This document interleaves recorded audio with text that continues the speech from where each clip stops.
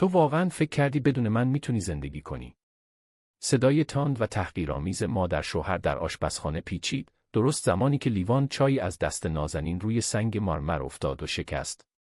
صدای ترک برداشتن شیشه انگار فقط لیوان نبود، چیزی درون خودش هم شکست. زن جوان لحظه‌ای نگاهش را از تکه‌های چای و شیشه برانداشت، اما سکوتش بیشتر از هر فریادی فضا را سنگین کرده بود. من دارم خرج این خونه رو میدم، باز هم من مشکل دارم، آرام گفت، اما صدایش لرزش خشم فروخورده داشت.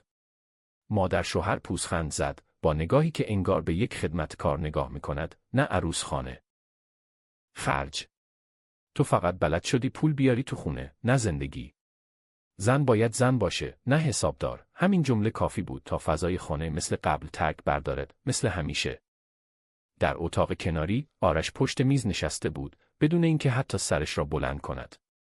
گوشی در دستش بود، انگار هیچ کدام از این جملات به او مربوط نیست.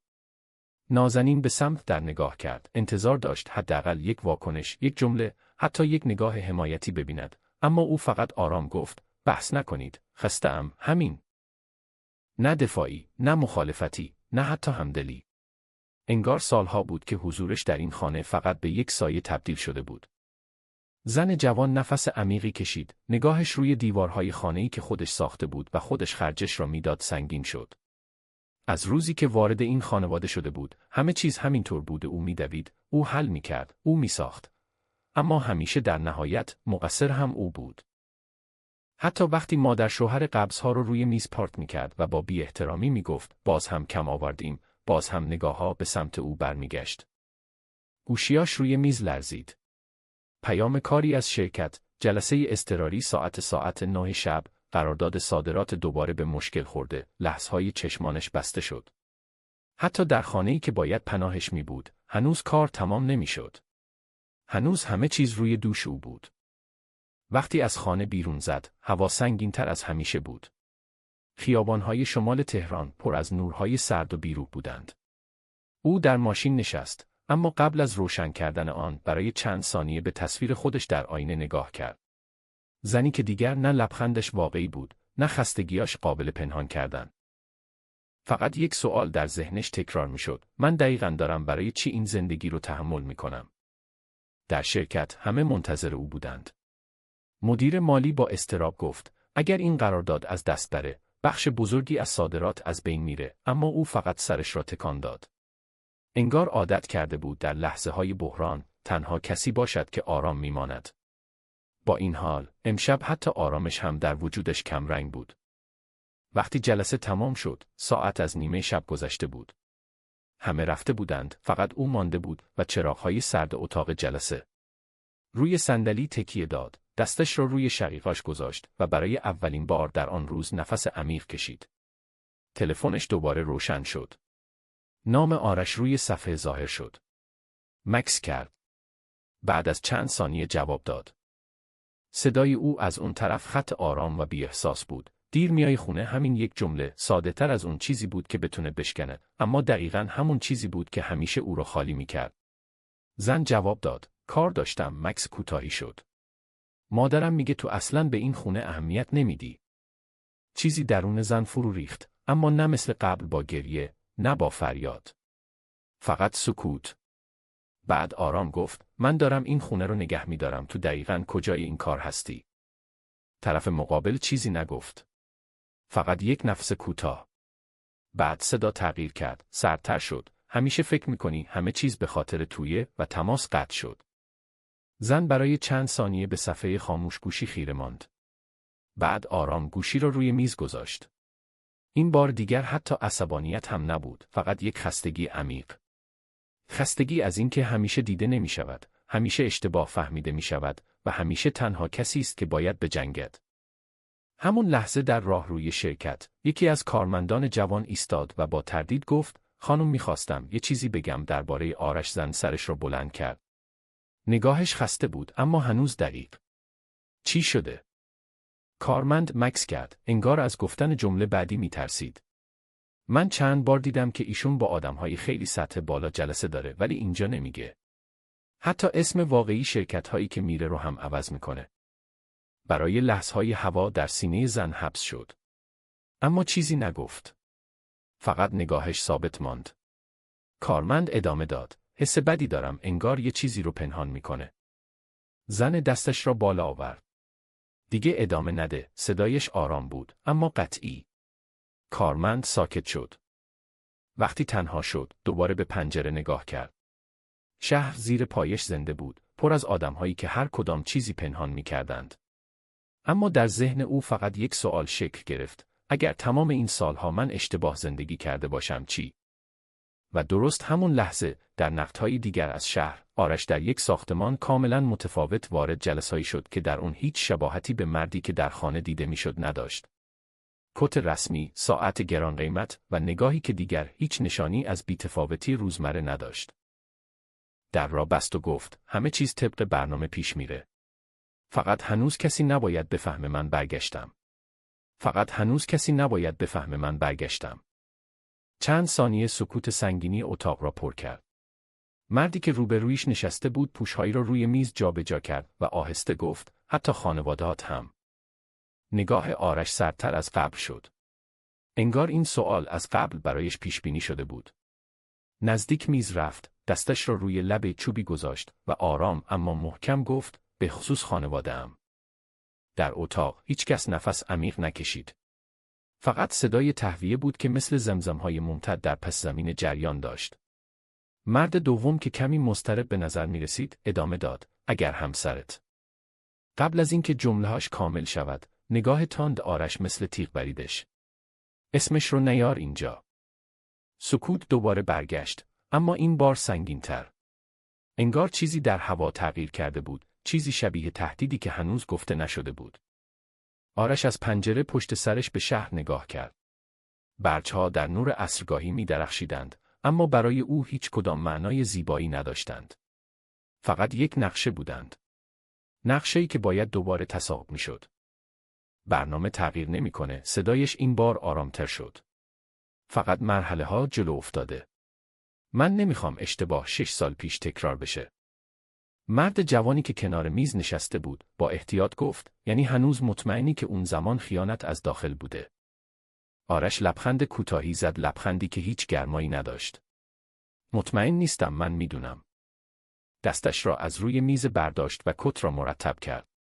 اون موقع فکر میکردم سقوط شرکت فقط نتیجه یک بحران مالیه. ولی وقتی از داخل دیدم چه کسی اطلاعات رو بیرون داده، فهمیدم مسئله پول نبود. چشمهایش تیز شد. مسئله کنترل بود. در همان لحظه تلفن روی میز لرزید. یکی از افراد آن را نگاه کرد و سریع گفت: پیام از بخش نظارت داخلی درباره همسرتون. فضا ناگهان یخ زد. آرش حتی تکان نخورد. فقط گفت: بخون. مرد مکث کرد، بعد آرام خواند: امروز دوباره رفت شرکت اصلی. به نظر میرسه در حال بررسی قراردادهای قدیمی است. رفتارهاش غیر عادی شده. برای چند ثانیه هیچ کس حرف نزد. بعد یکی از افراد گفت: اگه بفهمه تو برگشتی. آرش حرفش را برید: نمیفهمه. صدایش این بار قطعی بود. اون فکر میکنه من همون آدم قبلیام. همون کسی که هر روز سر کار میره، خسته برمیگرده و هیچ چیز از پشت پرده نمیدونه. مکث کرد، بعد آرامتر ادامه داد: بذار همینطور فکر کنه. مرد جوان با تردید گفت: تا کی؟ آرش به سمت میز برگشت، نگاهش روی نقشه بزرگی که روی دیوار بود ثابت ماند. خطوط قرمز و آبی مسیرها و نقاط کلیدی را نشان میدادند. تا وقتی که همه چیز آماده بشه. سکوتی کوتاه افتاد. بعد از چند ثانیه یکی از افراد گفت: و اون زن؟ رئیس شرکت هنوز هم بهش اعتماد داری؟ این سوال برای لحظه‌های فضا را سنگین‌تر کرد. آرش دستش را در جیبش فرو برد. انگار چیزی را در ذهنش سبک و سنگین می‌کرد. اعتماد آرام گفت: من دیگه به هیچ کس اون کلمه رو نسبت نمیدم. بعد بدون نگاه کردن به کسی اضافه کرد: فقط ازش استفاده می‌کنم. هیچ کس دیگر چیزی نگفت. جلسه تمام شده بود، اما هیچ کس از جایش تکان نمی‌خورد. انگار همه منتظر بودند اتفاق بعدی خودش بیفتد. آرش اولین نفر بود که حرکت کرد. در را باز کرد و قبل از خروج گفت: تا یک هفته آینده گزارش کامل همه جابجایی‌های مالی شرکت رو می‌خوام. حتی کوچکترین تراکنش‌ها. بعد در بسته شد. در سکوت بعد از رفتنش، یکی از افراد زیر لب گفت: این دیگه فقط یه بازگشت نیست، این یه جنگه. در همان زمان، در نقطه‌های دیگر از شهر، زنی در دفتر شیشه‌های طبقه بالای یک برج نشسته بود. پرونده باز روی میز بود، اما نگاهش روی کلمات نمی رفت. ذهنش جای دیگری بود. همون سوال قبلی دوباره در سرش تکرار می شد: اگر تمام این سالها اشتباه زندگی کرده باشم چی؟ تلفن روی میز لرزید. دستیارش بود. خانم، یه موضوع مهم هست. زن بدون اینکه نگاهش را از پنجره بگیرد گفت: اگر درباره جلسه امروز شرکاست، بعداً. صدای دستیار کمی مکس کرد. نه درباره آقایی. باز مکس. زن آرام سرش را چرخاند. ادامه بده. یه نفر جدید وارد سیستم مدیریتی شده. اسمش ثبت نشده، اما دسترسی‌های سطح بالا گرفته. خیلی سریع. ابروی زن کمی بالا رفت. هک؟ نه، مجاز. از داخل. برای لحظه‌هایی سکوت شد. زن بلند شد و به سمت پنجره رفت. شهر زیر پایش مثل یک صفحه شطرنج گسترده بود. چه کسی؟ دستیار گفت: هنوز معلوم نیست. ولی بعضی‌ها میگن شبیه ساختار تصمیمگیری قدیمی شرکته. چشم‌های زن تنگ شد. ساختار قدیمی. این جمله چیزی را در ذهنش تکان داد. چیزی که مدت‌ها بود سعی کرده بود فراموش کند. آرام گفت: همه دسترسی‌ها رو بررسی کن. و هیچ کس نباید بفهمه که من دارم دنبال این موضوع می‌گردم. چشم. تماس قطع شد. زن چند ثانیه همانطور ایستاد. بعد آرام به سمت میز برگشت، اما قبل از نشستن، نگاهش روی یک پوشه قدیمی افتاد. پوشهایی که سالها باز نشده بود. روی جلدش فقط یک کلمه نوشته شده بود: آرش. انگشتش روی نام مکس کرد. نه لرزشی در دستش بود، نه تردید آشکاری در نگاهش. فقط یک سکوت طولانی. اما در عمق آن سکوت، چیزی در حال بیدار شدن بود. در همین لحظه، آرش در خیابان شلوغ قدم میزد. کت رسمیاش را باز کرده بود و باد خنک عصرگاهی از میان جمعیت عبورش میداد. هیچ کس به او نگاه خاصی نمی‌کرد. مردی معمولی، مثل بقیه. اما در ذهنش، تصویرها یکی چیده می‌شدند. جلسه، نقش خیانت، زن پشت پنجره و خانه‌ای که در آن هر شب نقش یک آدم معمولی را بازی می‌کرد. تلفنش لرزید. پیام ناشناس. او شروع به جستجو کرده. آرش ایستاد. چشمهایش آرام بسته شد. بعد پیام را پاک کرد. زیر لب گفت: پس بازی زودتر شروع شد. و دوباره راه افتاد، بدون اینکه کسی بداند زیر این آرامش ظاهری چه طوفانی در حال شکل گرفتن است. باد خنک عصرگاهی بین جمعیت پیچید و آرش قدمهایش را آرامتر کرد، اما سرعت ذهنش چند برابر شده بود. پیام را حذف کرده بود، نه به خاطر ترس، بلکه به خاطر اینکه می‌خواست هیچ ردی از واکنش اولیهاش باقی نماند. در چنین بازی‌هایی، حتی یک ثانیه مکس می‌توانست به معنی شکست باشد. از کنار یک ایستگاه مترو گذشت. مردم می‌آمدند و می‌رفتند، بیخبر از اینکه در همان لحظه، زیر همین شهر معمولی، لایه‌های دیگر از واقعیت در حال باز شدن است. او دستش را در جیبش فرو برد و گوشی دومش را لمس کرد، دستگاهی که هیچ کس از وجودش خبر نداشت. تماس برقرار شد. گزارش. صدای آن طرف خط کوتاه و دقیق بود. سیستم داخلی واکنش نشون داده. ولی هنوز نمیدونن دقیقاً چی رو باید پیدا کنن. آرش لحظه‌هایی سکوت کرد. زن چی؟ مکس کوتاه. هنوز مستقیم به تو نرسیده. ولی داره اطراف رو جمع میکنه. خیلی سریعتر از چیزی که پیش بینی کرده بودیم. آرش نگاهش را به خیابان دوخت. چراغ‌های مغازه‌ها یکی روشن می‌شدند. طبیعیه. اون همیشه وقتی احساس خطر کنه، دقیق‌تر میشه. صدای آن طرف خط کمی پایین آمد. اگر نزدیکتر بشه چی؟ آرش بدون تردید گفت: اون نباید به هسته برسه. بعد تماس را قطع کرد. چند ثانیه بعد، وارد یک ساختمان قدیمی شد که ظاهرش هیچ شباهتی به چیزی نداشت که درونش جریان داشت. آسانسور به سمت پایین حرکت کرد، نه بالا. هر طبقه که پایین تر می رفت، سکوت بیشتر می شد. در فلزی باز شد. اتاقی نیمه تاریک با چند مانیتور بزرگ. روی صفحه‌های جریان داده‌ها، نقشه‌ها و مسیرهای مالی در حال حرکت بود. 3 نفر داخل اتاق بودند. هیچ کس سلام نکرد.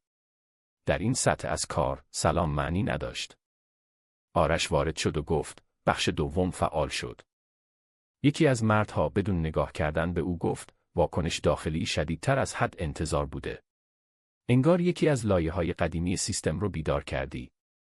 آرش آرام نزدیک شد و مقابل صفحه اصلی ایستاد. روی آن نام‌هایی ظاهر و ناپدید می‌شدند، شبکه‌ای از ارتباطاتی که سالها زیر خاک مانده بود. اون زن داره از روی الگوها حرکت می‌کنه، صدای مرد دیگر بود. نه از روی اطلاعات مستقیم. آرش سرش را کمی کج کرد. همون چیزیه که باید باشه. مرد اول با تردید گفت، این یعنی ممکنه خیلی زود بفهمه که این فقط یه نفوذ ساده نیست. آرش نگاهش را از صفحه برانداشت. اون از اول هم نباید فکر میکرد ساده است. سکوتی کوتاه. بعد ادامه داد، هدف رو فراموش نکنید. ما دنبال پنهان کردن نیستیم. دنبال زمان خریدنیم. یکی از مانیتورها هشدار داد. صدای بوق کوتاه فضا را پر کرد. مرد جوانی سریع گفت، ورود غیرمجاز به یکی از لایه‌های آرشیو. آرش بلافاصله چرخید. از کجا؟ مرد پاسخ داد، از داخل شرکت خودش. سطح دسترسی بالاست. چشمهای آرش تنگ شد. برای اولین بار در آن روز، چیزی شبیه احترام در نگاهش شکل گرفت. داره به خاطرات قدیمی دسترسی پیدا میکنه، خیلی خوب. بعد آرام اضافه کرد، ولی هنوز دیر کرده. در همان لحظه، در دفتر شیشهای برج، زن مقابل مانیتور ایستاده بود. نور صفحه صورتش را روشن کرده بود. فایل‌ها یکی پس از دیگری باز می‌شدند. قراردادهای قدیمی، امضاهای مشکوک، انتقال‌های مالی که سالها قبل نادیده گرفته شده بودند. دستیار پشت سرش گفت، اینها نباید الان وجود داشته باشند، اینها پاک شده بودند. زن بدون اینکه چشم بردارد گفت، هیچ چیزی واقعاً پاک نمیشه. انگشتش روی یکی از فایل‌ها مکث کرد. یک تراکنش قدیمی مربوط به سالهایی که شرکت هنوز در حال رشد بود. نام فرستنده ناشناس بود. اما مسیر پول واضح بود. او آرام گفت، اینجا شروع میشه. دستیار با نگرانی پرسید، چی؟ زن فایل بعدی را باز کرد. و بعدی. الگوها کمکم شکل گرفتند. چیزی که در ظاهر یک سرمایه‌گذاری معمولی بود، در واقع یک زنجیره انتقال قدرت بود. چشمهایش کمی تنگ شد. این فقط فساد مالی نیست. سکوت کرد. بعد آهسته گفت، این یه بازنویسی تاریخ شرکته. در همان لحظه تلفنش لرزید. پیام ناشناس، به چیزی رسیدی که نباید میرسیدی. دستش برای لحظه‌های ثابت ماند. بعد آرام گوشی را برداشت. تو کی هستی؟ پاسخ آمد، کسی که هنوز نمیخواد گذشته کامل برگرده. زن بدون مکث پاسخ داد، گذشته از همون لحظه‌های برگشته که شما فکر کردید دفنش کردید. پیام بعدی سریع آمد، تو هنوز نمیدونی داری با چی بازی میکنی. زن نگاهش را به پنجره انداخت. شهر زیر پایش مثل یک موجود زنده نفس میکشید. نه، من تازه دارم میفهمم. و تماس را قطع کرد. در اتاق پایین آرش به صفحه‌ها نگاه میکرد. یکی از مردها گفت، اون به بخشی از آرشیو رسیده که فقط مدیران اصلی میتونستن ببینن. آرش آهسته گفت، پس دیگه وقت بازی پنهان نیست. مرد جوان پرسید، چی کار کنیم؟ قطعش کنیم. آرش لحظه‌هایی سکوت کرد. بعد گفت، نه. همه نگاهش کردند. او ادامه داد، بذارید ببینه. بذارید تا آخر بره. یکی از مردها با تعجب گفت، ولی اگه همه چیز رو بفهمه. آرش حرفش را برید. اون فقط بخشهایی رو میفهمه که من اجازه میدم. نگاهش سرد شد. بقیهش رو خودش وارد میکنه. سکوتی سنگین دوباره افتاد. بعد آرش آرام از اتاق بیرون رفت. در راهرو تاریک ایستاد. گوشیاش را بیرون آورد. یک پیام جدید آمده بود. تو داری عمدن منو جلو میبری. لبخند کمرنگی روی لبش نشست. پاسخ داد: تو همیشه خودت جلو میرفتی. من فقط مسیر رو روشن کردم. چند ثانیه بعد پاسخ آمد: هدف تو چیه؟ آرش گوشی را پایین آورد و به سقف نگاه کرد. برای اولین بار مکث کرد. بعد زیر لب گفت: حقیقت. و راه افتاد. اما در عمق این بازی هیچ کس هنوز نمیدانست حقیقتی که هر دو به دنبالش بودند چیزی نبود که بتون بدون شکستن همه چیز به آن رسید. راهرو تاریک زیر قدم‌های آرش طولانی‌تر از چیزی به نظر می‌رسید که در واقع بود. نورهای اضطراری هر چند متر یک بار روشن می‌شدند و دوباره خاموش، انگار خود ساختمان هم نمی‌خواست شاهد چیزی باشد که در حال شکل گرفتن بود. او پیام را دوباره در ذهنش مرور کرد: هدف تو چیه؟ پاسخ ساده نبود. هیچ وقت ساده نبود. در انتهای راهرو ایستاد، کارت دسترسی را روی پنل گذاشت. در باز شد. اتاقی کوچکتر از قبلی، اما با تجهیزات بسیار حساس‌تر. اینجا جایی بود که تصمیم‌ها دیگر برگشت پذیر نبودند. یکی از افراد بدون نگاه کردن گفت: او دوباره وارد آرشیو دوم شده. آرش آهسته وارد شد. میدونم. مرد با تعجب سرش را بالا آورد. تو میدونی؟ آرش به سمت مانیتور رفت. اون سریعتر از چیزی که باید یاد گرفته چطور ردپاها رو دنبال کنه. مرد جوان گفت: پس باید دسترسی رو محدود کنیم. آرش بدون مکث پاسخ داد: نه. سکوت کوتاهی افتاد. او ادامه داد: اگر الان متوقفش کنیم، فقط شکش بیشتر میشه. باید بذاریم مسیر رو کامل بره. مرد دیگر با نگرانی گفت: ولی اون داره به نقطه‌ای نزدیک میشه که. آرش جمله‌اش را کامل نکرد. میدونم. برای چند لحظه هیچ کس حرف نزد. بعد آرش نزدیک صفحه شد. روی نقشه یک نقطه قرمز چشمک میزد مرکزی که به نظر میرسید به همه چیز وصل است. حتی نامها هم آنجا محو و دوباره ظاهر میشدند. او آرام گفت: اون هنوز فکر میکنه این فقط یه فساد داخل شرکته. مرد جوان گفت: و نیست. آرش لحظه‌ای مکث کرد. نگاهش به نقطه قرمز دوخته شد. نه. همین یک کلمه کافی بود تا فضا سنگین‌تر شود. در همان لحظه، در برج شیشه‌ای، زن پشت میز ایستاده بود. مانیتور جلویش باز بود، اما نگاهش روی آن ثابت نمانده بود. انگار چیزی در بیرون پنجره او را صدا می‌زد. دستیار وارد شد. خانم، یه چیز عجیب پیدا کردیم. زن بدون نگاه کردن گفت: بگو. 3 تا از تراکنش‌های قدیمی که امروز دیدید به یک حساب مشترک وصل میشن. ولی اون حساب اصلاً نباید وجود داشته باشه. زن آرام برگشت. نباید. دستیار تبلت را جلو آورد. این حساب به اسم یک پروژه ثبت شده که 6 سال پیش بسته شده. ولی جریان پول هنوز فعاله. چشمهای زن کمی باریک شد. اسم پروژه چیه؟ دستیار مکث کرد. پروژه بازگشت. در لحظه‌های کوتاه سکوت کامل شد. زن آرام نشست. انگشتانش روی میز ضرب گرفتند. آرام، منظم، اما پر از فشار. بازگشت. این کلمه برایش آشنا بود. نه در مدارک، نه در فایل‌ها، بلکه در جایی عمیق‌تر. دستیار گفت: و یک چیز دیگه. زن نگاهش کرد. ادامه بده. یه سری دسترسی‌های ناشناس دارن همزمان همین مسیر رو از بیرون بررسی میکنن. انگار کسی داره همین چیزهایی که ما دیدیم رو دنبال میکنه. زن نفسش را آهسته بیرون داد. یعنی تنها نیستم. دستیار با تردید گفت: احتمالاً نه. زن بلند شد و به سمت پنجره رفت. شهر در زیر نور عصرگاهی حالتی نیمه طلایی داشت، اما برای او دیگر زیبا نبود. فقط یک صفحه داده بود، پر از نقاط کور. آرام گفت: اگر 2 نفر همزمان دارن یک مسیر رو میرن، یکی داره جلو میره، یکی داره تعقیب میکنه. دستیار گفت: و اگر هر دو فکر کنن، اون یکی دشمنه. زن جواب نداد. اما در ذهنش تصویر واضحتری شکل گرفت. یک مسیر، 2 نفر و یک حقیقت مشترک که هیچ کدام هنوز کامل آن را ندیده بودند.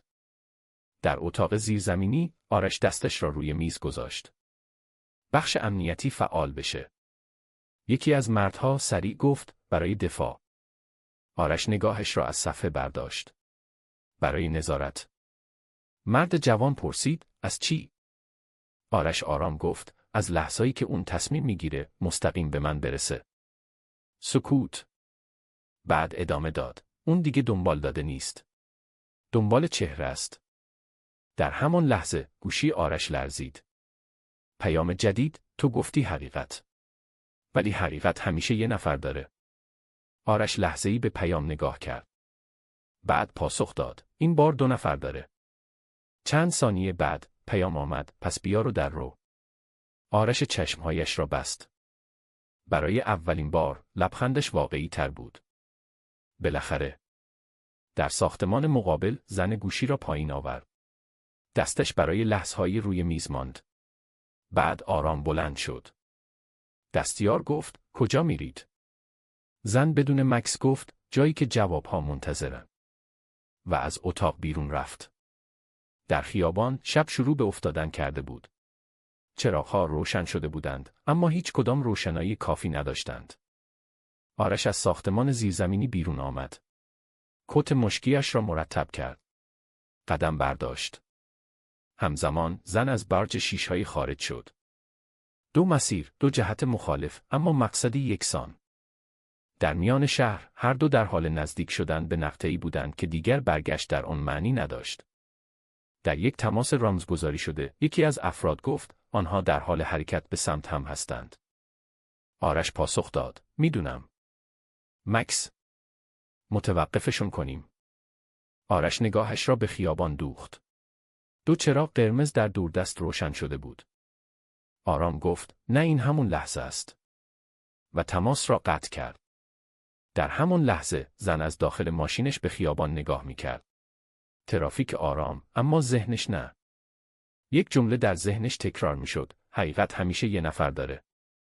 اما حالا شک کرده بود. شاید حقیقت یک نفر نبود. شاید یک تقابل بود.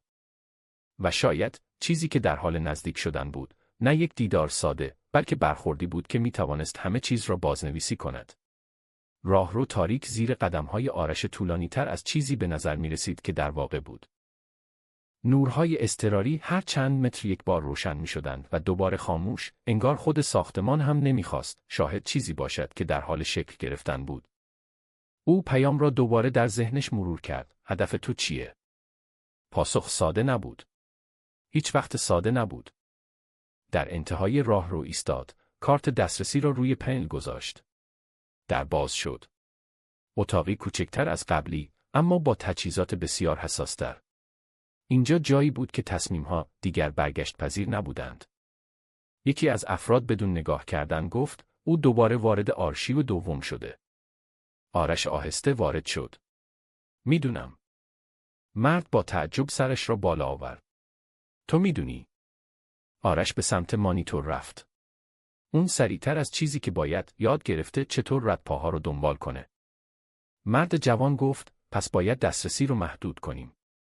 آرش بدون مکث پاسخ داد نه. سکوت کوتاهی افتاد. او ادامه داد اگر الان متوقفش کنیم فقط شکش بیشتر میشه. باید بذاریم مسیر رو کامل بره. مرد دیگر با نگرانی گفت ولی اون داره به نقطه‌ای نزدیک میشه که. آرش جمله‌اش را کامل نکرد. میدونم. برای چند لحظه هیچ کس حرف نزد. بعد آرش نزدیک صفحه شد. روی نقشه یک نقطه قرمز چشمک میزد مرکزی که به نظر میرسید به همه چیز وصل است. حتی نامها هم آنجا محو و دوباره ظاهر میشدند. او آرام گفت اون هنوز فکر میکنه این فقط یه فساد داخل شرکته. مرد جوان گفت و نیست. آرش لحظه‌ای مکث کرد. نگاهش به نقطه قرمز دوخته شد. نه. همین یک کلمه کافی بود تا فضا سنگین تر شود. در همان لحظه در برج شیشه‌ای زن پشت میز ایستاده بود. مانیتور جلویش باز بود اما نگاهش روی آن ثابت نمانده بود. انگار چیزی در بیرون پنجره او را صدا میزد. دستیار وارد شد. خانم یه چیز عجیب پیدا کردیم. زن بدون نگاه کردن گفت بگو. 3 تا از تراکنش‌های قدیمی که امروز دیدید به یک حساب مشترک وصل میشن. ولی اون حساب اصلاً نباید وجود داشته باشه. زن آرام برگشت. نباید. دستیار تبلت را جلو آورد. این حساب به اسم یک پروژه ثبت شده که 6 سال پیش بسته شده. ولی جریان پول هنوز فعاله. چشمهای زن کمی باریک شد. اسم پروژه چیه؟ دستیار مکث کرد. پروژه بازگشت. در لحظه‌های کوتاه سکوت کامل شد. زن آرام نشست. انگشتانش روی میز ضرب گرفتند. آرام، منظم، اما پر از فشار. بازگشت. این کلمه برایش آشنا بود. نه در مدارک، نه در فایل‌ها، بلکه در جایی عمیق‌تر. دستیار گفت و یک چیز دیگه. زن نگاهش کرد. ادامه بده. یه سری دسترسی‌های ناشناس دارن همزمان همین مسیر رو از بیرون بررسی میکنن. انگار کسی داره همین چیزهایی که ما دیدیم رو دنبال میکنه. زن نفسش را آهسته بیرون داد. یعنی تنها نیستم. دستیار با تردید گفت احتمالاً نه. زن بلند شد و به سمت پنجره رفت. شهر در زیر نور عصرگاهی حالتی نیمه طلایی داشت، اما برای او دیگر زیبا نبود. فقط یک صفحه داده بود، پر از نقاط کور. آرام گفت اگر 2 نفر همزمان دارن یک مسیر رو میرن، یکی داره جلو میره، یکی داره تعقیب میکنه. دستیار گفت و اگر هر دو فکر کنن، اون یکی دشمنه. زن جواب نداد. اما در ذهنش تصویر واضحتری شکل گرفت. یک مسیر، 2 نفر و یک حقیقت مشترک که هیچ کدام هنوز کامل اون را ندیده بودند. در اتاق زیرزمینی، آرش دستش را روی میز گذاشت. بخش امنیتی فعال بشه. یکی از مردها سریع گفت برای دفاع. آرش نگاهش را از صفحه برداشت. برای نظارت. مرد جوان پرسید از چی؟ آرش آرام گفت از لحظه‌ای که اون تصمیم میگیره مستقیم به من برسه. سکوت. بعد ادامه داد. اون دیگه دنبال داده نیست. دنبال چهره است. در همان لحظه گوشی آرش لرزید. پیام جدید، تو گفتی حقیقت. ولی حقیقت همیشه یه نفر داره. آرش لحظه‌ای به پیام نگاه کرد. بعد پاسخ داد. این بار 2 نفر داره. چند ثانیه بعد پیام آمد. پس بیا رو در رو. آرش چشمهایش را بست. برای اولین بار لبخندش واقعی تر بود. بالاخره. در ساختمان مقابل زن گوشی را پایین آورد. دستش برای لحظه‌های روی میز ماند. بعد آرام بلند شد. دستیار گفت کجا میرید؟ زن بدون مکث گفت جایی که جوابها منتظرن. و از اتاق بیرون رفت. در خیابان شب شروع به افتادن کرده بود. چراغ‌ها روشن شده بودند، اما هیچ کدام روشنایی کافی نداشتند. آرش از ساختمان زیرزمینی بیرون آمد. کت مشکیش را مرتب کرد. قدم برداشت. همزمان زن از برج شیشه‌ای خارج شد. 2 مسیر، 2 جهت مخالف، اما مقصدی یکسان. در میان شهر، هر دو در حال نزدیک شدن به نقطه‌ای بودند که دیگر برگشت در آن معنی نداشت. در یک تماس رمزگذاری شده، یکی از افراد گفت، آنها در حال حرکت به سمت هم هستند. آرش پاسخ داد، میدونم. مکس. متوقفشون کنیم. آرش نگاهش را به خیابان دوخت. 2 چراغ قرمز در دوردست روشن شده بود. آرام گفت، نه این همون لحظه است. و تماس را قطع کرد. در همون لحظه زن از داخل ماشینش به خیابان نگاه میکرد. ترافیک آرام، اما ذهنش نه. یک جمله در ذهنش تکرار میشد، حقیقت همیشه یه نفر داره. اما حالا شک کرده بود. شاید حقیقت یک نفر نبود. شاید یک تقابل بود. و شاید چیزی که در حال نزدیک شدن بود، نه یک دیدار ساده، بلکه برخوردی بود که میتوانست همه چیز را بازنویسی کند.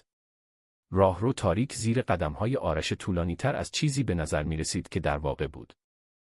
نورهای اضطراری هر چند متر یک بار روشن می‌شدند و دوباره خاموش، انگار خود ساختمان هم نمی‌خواست شاهد چیزی باشد که در حال شکل گرفتن بود.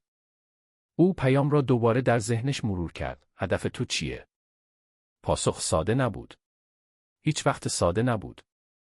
در انتهای راهرو ایستاد، کارت دسترسی را روی پنل گذاشت. در باز شد. اتاقی کوچکتر از قبلی، اما با تجهیزات بسیار حساس‌تر. اینجا جایی بود که تصمیم‌ها دیگر برگشت پذیر نبودند. یکی از افراد بدون نگاه کردن گفت او دوباره وارد آرشیو دوم شده. آرش آهسته وارد شد.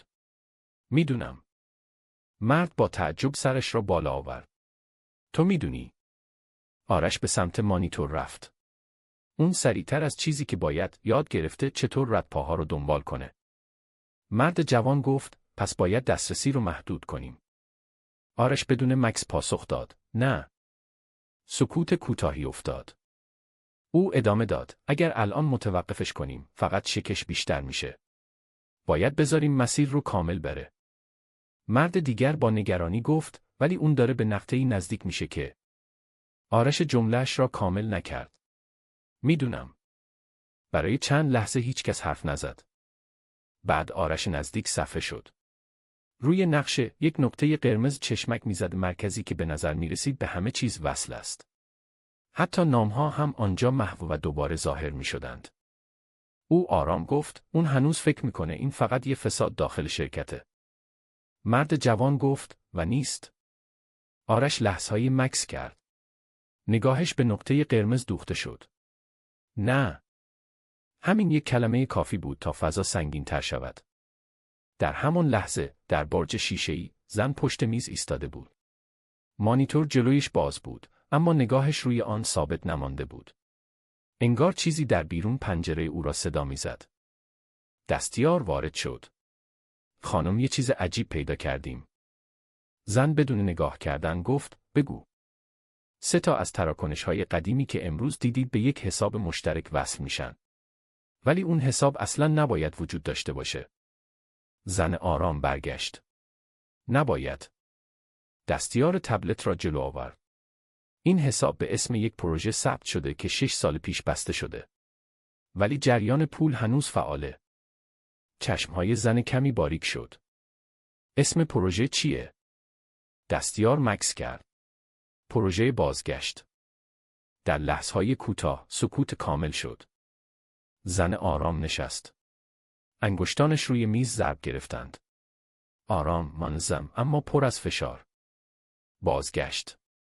این کلمه برایش آشنا بود. نه در مدارک، نه در فایل‌ها، بلکه در جایی عمیق‌تر.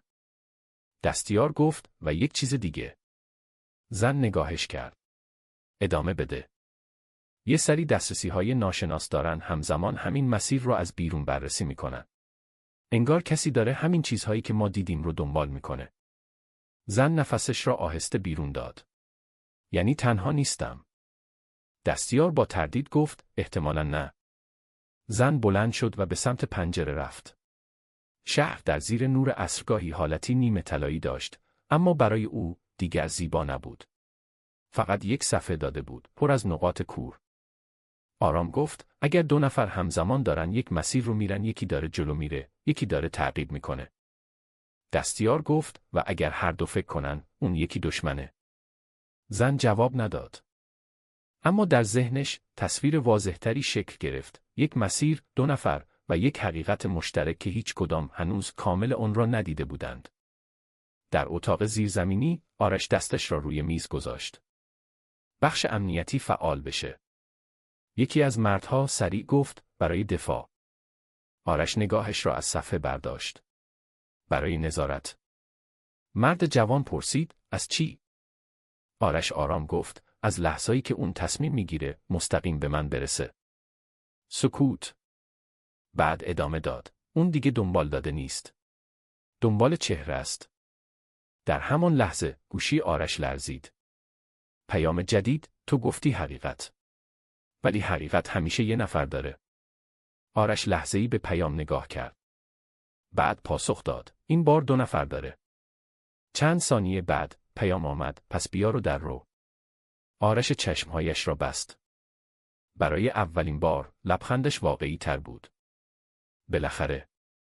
در ساختمان مقابل زن گوشی را پایین آورد. دستش برای لحظه‌های روی میز ماند. بعد آرام بلند شد. دستیار گفت کجا میرید؟ زن بدون مکث گفت جایی که جوابها منتظرن. و از اتاق بیرون رفت. در خیابان شب شروع به افتادن کرده بود. چراغ‌ها روشن شده بودند، اما هیچ کدام روشنایی کافی نداشتند. آرش از ساختمان زیرزمینی بیرون آمد. کت مشکیش را مرتب کرد. قدم برداشت. همزمان زن از برج شیشه‌ای خارج شد. دو مسیر، دو جهت مخالف، اما مقصدی یکسان. در میان شهر، هر دو در حال نزدیک شدن به نقطه‌ای بودند که دیگر برگشت در آن معنی نداشت.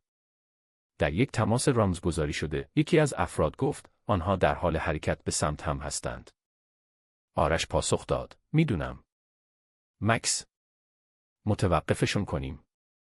آرش نگاهش را به خیابان دوخت. دو چراغ قرمز در دوردست روشن شده بود. آرام گفت، نه این همون لحظه است.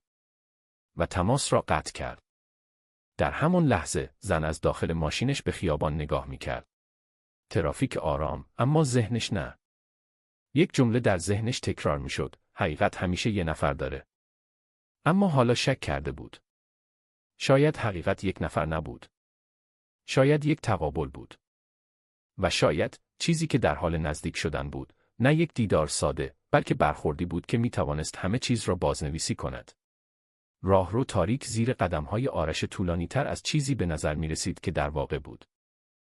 نورهای اضطراری هر چند متر یک بار روشن می‌شدند و دوباره خاموش، انگار خود ساختمان هم نمی‌خواست شاهد چیزی باشد که در حال شکل گرفتن بود. او پیام را دوباره در ذهنش مرور کرد. هدف تو چیه؟ پاسخ ساده نبود. هیچ وقت ساده نبود. در انتهای راهرو ایستاد، کارت دسترسی را روی پنل گذاشت. در باز شد. اتاقی کوچکتر از قبلی، اما با تجهیزات بسیار حساس‌تر. اینجا جایی بود که تصمیم‌ها دیگر برگشت پذیر نبودند. یکی از افراد بدون نگاه کردن گفت، او دوباره وارد آرشیو دوم شده. آرش آهسته وارد شد. میدونم. مرد با تعجب سرش را بالا آورد. تو میدونی؟ آرش به سمت مانیتور رفت. اون سریعتر از چیزی که باید یاد گرفته چطور ردپاها رو دنبال کنه. مرد جوان گفت، پس باید دسترسی رو محدود کنیم. آرش بدون مکس پاسخ داد، نه. سکوت کوتاهی افتاد. او ادامه داد، اگر الان متوقفش کنیم، فقط شکش بیشتر میشه. باید بذاریم مسیر رو کامل بره. مرد دیگر با نگرانی گفت، ولی اون داره به نقطه‌ای نزدیک میشه که. آرش جمله‌اش را کامل نکرد. میدونم. برای چند لحظه هیچ کس حرف نزد. بعد آرش نزدیک صفحه شد. روی نقشه یک نقطه قرمز چشمک میزد مرکزی که به نظر میرسید به همه چیز وصل است. حتی نامها هم آنجا محو و دوباره ظاهر میشدند. او آرام گفت، اون هنوز فکر میکنه این فقط یه فساد داخل شرکته. مرد جوان گفت، و نیست. آرش لحظه‌ای مکث کرد. نگاهش به نقطه قرمز دوخته شد. نه. همین یک کلمه کافی بود تا فضا سنگین تر شود. در همان لحظه، در برج شیشه‌ای، زن پشت میز ایستاده بود. مانیتور جلویش باز بود، اما نگاهش روی آن ثابت نمانده بود. انگار چیزی در بیرون پنجره او را صدا می‌زد. دستیار وارد شد. خانم، یه چیز عجیب پیدا کردیم. زن بدون نگاه کردن گفت، بگو. 3 تا از تراکنش‌های قدیمی که امروز دیدید به یک حساب مشترک وصل میشن. ولی اون حساب اصلاً نباید وجود داشته باشه. زن آرام برگشت. نباید. دستیار تبلت را جلو آورد. این حساب به اسم یک پروژه ثبت شده که 6 سال پیش بسته شده. ولی جریان پول هنوز فعاله. چشمهای زن کمی باریک شد. اسم پروژه چیه؟ دستیار مکث کرد. پروژه بازگشت. در لحظه‌های کوتاه سکوت کامل شد. زن آرام نشست. انگشتانش روی میز ضرب گرفتند. آرام، منظم، اما پر از فشار. بازگشت. این کلمه برایش آشنا بود. نه در مدارک، نه در فایل‌ها، بلکه در جایی عمیق‌تر. دستیار گفت، و یک چیز دیگه. زن نگاهش کرد. ادامه بده. یه سری دسترسی‌های ناشناس دارن همزمان همین مسیر رو از بیرون بررسی میکنن. انگار کسی داره همین چیزهایی که ما دیدیم رو دنبال میکنه. زن نفسش را آهسته بیرون داد. یعنی تنها نیستم. دستیار با تردید گفت، احتمالاً نه. زن بلند شد و به سمت پنجره رفت. شهر در زیر نور عصرگاهی حالتی نیمه طلایی داشت، اما برای او دیگر زیبا نبود. فقط یک صفحه داده بود، پر از نقاط کور. آرام گفت اگر دو نفر همزمان دارن یک مسیر رو میرن، یکی داره جلو میره، یکی داره تعقیب میکنه. دستیار گفت و اگر هر دو فکر کنن، اون یکی دشمنه. زن جواب نداد. اما در ذهنش تصویر واضحتری شکل گرفت، یک مسیر، دو نفر و یک حقیقت مشترک که هیچ کدام هنوز کامل اون را ندیده بودند. در اتاق زیرزمینی، آرش دستش را روی میز گذاشت. بخش امنیتی فعال بشه. یکی از مردها سریع گفت برای دفاع. آرش نگاهش را از صفحه برداشت. برای نظارت. مرد جوان پرسید از چی؟ آرش آرام گفت از لحظه‌ای که اون تصمیم میگیره مستقیم به من برسه. سکوت. بعد ادامه داد. اون دیگه دنبال داده نیست. دنبال چهره است. در همان لحظه گوشی آرش لرزید. پیام جدید، تو گفتی حقیقت. ولی حقیقت همیشه یه نفر داره. آرش لحظه‌ای به پیام نگاه کرد. بعد پاسخ داد. این بار دو نفر داره. چند ثانیه بعد پیام آمد. پس بیا رو در رو. آرش چشمهایش را بست. برای اولین بار لبخندش واقعی تر بود. بالاخره. در ساختمان مقابل زن گوشی را پایین آورد. دستش برای لحظه‌های روی میز ماند. بعد آرام بلند شد. دستیار گفت کجا میرید؟ زن بدون مکث گفت جایی که جوابها منتظرن. و از اتاق بیرون رفت. در خیابان شب شروع به افتادن کرده بود. چراغ‌ها روشن شده بودند، اما هیچ کدام روشنایی کافی نداشتند. آرش از ساختمان زیرزمینی بیرون آمد. کت مشکیش را مرتب کرد. قدم برداشت. همزمان زن از برج شیشه‌ای خارج شد. دو مسیر، دو جهت مخالف، اما مقصدی یکسان. در میان شهر، هر دو در حال نزدیک شدن به نقطه‌ای بودند که دیگر برگشت در آن معنی نداشت. در یک تماس رمزگذاری شده، یکی از افراد گفت، آنها در حال حرکت به سمت هم هستند. آرش پاسخ داد، میدونم. مکس. متوقفشون کنیم. آرش نگاهش را به خیابان دوخت. دو چراغ قرمز در دوردست روشن شده بود. آرام گفت، نه این همون لحظه است. و تماس را قطع کرد. در همون لحظه زن از داخل ماشینش به خیابان نگاه میکرد.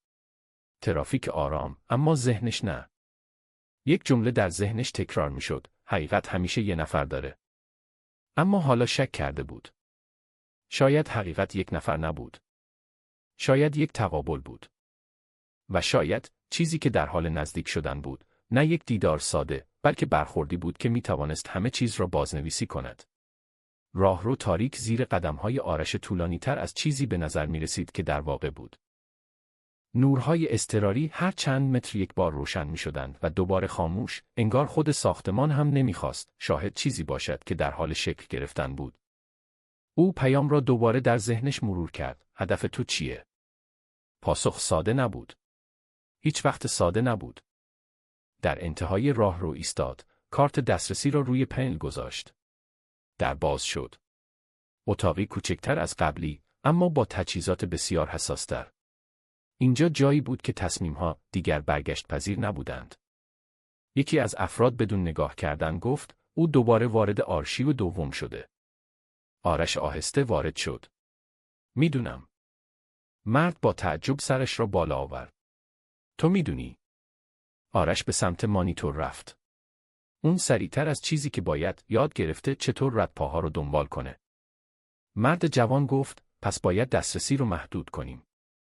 آرش بدون مکث پاسخ داد، نه. سکوت کوتاهی افتاد. او ادامه داد، اگر الان متوقفش کنیم، فقط شکش بیشتر میشه. باید بذاریم مسیر رو کامل بره. مرد دیگر با نگرانی گفت، ولی اون داره به نقطه‌ای نزدیک میشه که. آرش جمله‌اش را کامل نکرد. میدونم.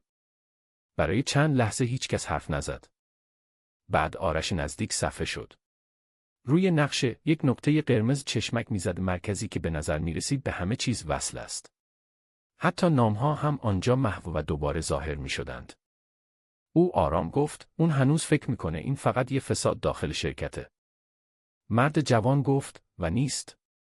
آرش لحظه‌ای مکث کرد. نگاهش به نقطه قرمز دوخته شد. نه. همین یک کلمه کافی بود تا فضا سنگین تر شود. در همان لحظه در برج شیشه‌ای زن پشت میز ایستاده بود. مانیتور جلویش باز بود، اما نگاهش روی آن ثابت نمانده بود. انگار چیزی در بیرون پنجره او را صدا می‌زد. دستیار وارد شد. خانم، یه چیز عجیب پیدا کردیم. زن بدون نگاه کردن گفت بگو.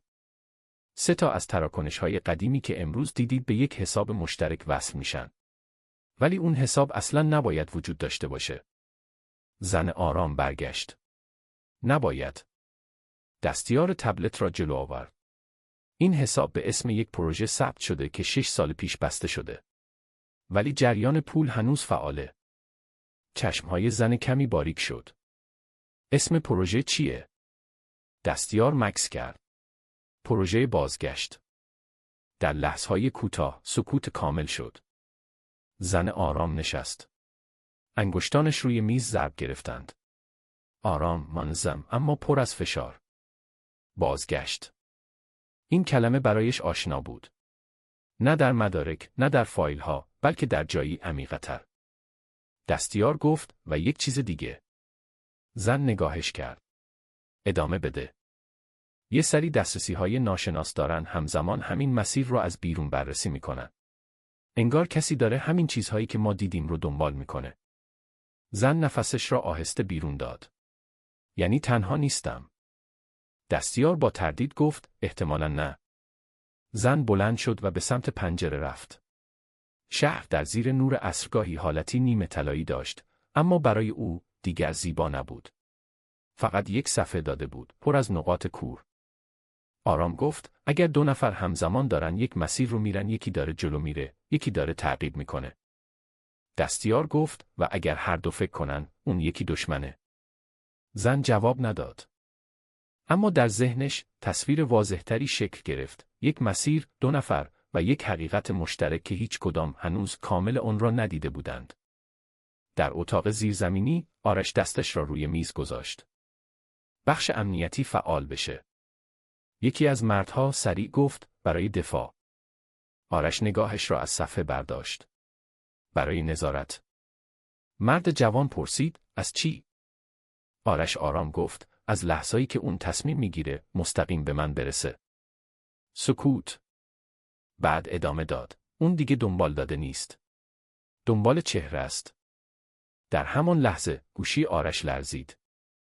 پیام جدید، تو گفتی حقیقت. ولی حقیقت همیشه یه نفر داره. آرش لحظه‌ای به پیام نگاه کرد. بعد پاسخ داد. این بار 2 نفر داره. چند ثانیه بعد پیام آمد. پس بیا رو در رو. آرش چشمهایش را بست. برای اولین بار لبخندش واقعی تر بود. بالاخره. در ساختمان مقابل زن گوشی را پایین آورد. دستش برای لحظه‌های روی میز ماند. بعد آرام بلند شد. دستیار گفت کجا میرید؟ زن بدون مکث گفت جایی که جوابها منتظرن. و از اتاق بیرون رفت. در خیابان شب شروع به افتادن کرده بود. چراغ‌ها روشن شده بودند، اما هیچ کدام روشنایی کافی نداشتند. آرش از ساختمان زیرزمینی بیرون آمد. کت مشکیش را مرتب کرد. قدم برداشت. همزمان زن از برج شیشه‌ای خارج شد. 2 مسیر، 2 جهت مخالف، اما مقصدی یکسان. در میان شهر هر دو در حال نزدیک شدن به نقطه‌ای بودند که دیگر برگشت در آن معنی نداشت. در یک تماس رمزگذاری شده، یکی از افراد گفت آنها در حال حرکت به سمت هم هستند. آرش پاسخ داد میدونم. مکس. متوقفشون کنیم. آرش نگاهش را به خیابان دوخت. 2 چراغ قرمز در دوردست روشن شده بود. آرام گفت نه، این همون لحظه است. و تماس را قطع کرد. در همون لحظه زن از داخل ماشینش به خیابان نگاه میکرد. ترافیک آرام، اما ذهنش نه. یک جمله در ذهنش تکرار میشد. حقیقت همیشه یه نفر داره. اما حالا شک کرده بود. شاید حقیقت یک نفر نبود. شاید یک تقابل بود. و شاید چیزی که در حال نزدیک شدن بود، نه یک دیدار ساده، بلکه برخوردی بود که میتوانست همه چیز را بازنویسی کند.